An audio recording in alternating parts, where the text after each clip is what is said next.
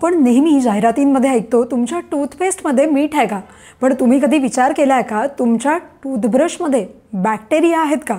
हे ऐकून धक्का बसेल, पण संशोधनात असं आढळलं आहे की तुमच्या टूथब्रशमध्ये लाखो बॅक्टेरिया असतात. होय, 10 ते 12 लाखांपर्यंत वेगवेगळ्या प्रजातींचे जीवाणू आणि बुरशी ब्रशवरती आढळते.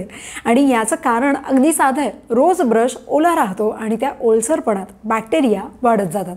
अगदी नवीन ब्रशसुद्धा पूर्णपणे स्वच्छ नसतो. ब्राझीलमधल्या एका अभ्यासात 40 नवीन ब्रश तपासले गेले आणि त्यापैकी निम्मे आधीच बॅक्टेरियांनी दूषित होते. आता प्रश्न पडेल की उपाय काय? तर संशोधन सांगतं की 1% व्हिनेगर म्हणजेच साधा सिरका वापरला तर बॅक्टेरिया कमी होतात. किंवा ब्रशचं डोकं 5 ते 10 मिनिटं अँटीसेप्टिक माउथवॉशमध्ये भिजवून ठेवणं अगदी बेस्ट आहे. अमेरिकन डेंटल असोसिएशनच्या सल्ल्यानुसार दर 3 महिन्यांनी तुमचा ब्रश बदलणं अत्यावश्यक आहे.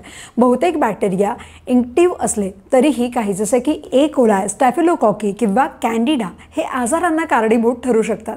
लो इम्युनिटी असलेल्यांसाठी तर हा धोका अधिक प्रमाणात असतो. म्हणून पुढच्या वेळी तुम्ही दात घासत असाल तेव्हा थोडं थांबा आणि विचार करा, तुम्ही खरंच दात स्वच्छ करताय की बॅक्टेरियांनाच फ्री राईड देताय? ही माहिती तुम्हाला कशी वाटली तेही कमेंटमध्ये नक्की सांगा आणि लगाव बत्तीला फॉलो करा.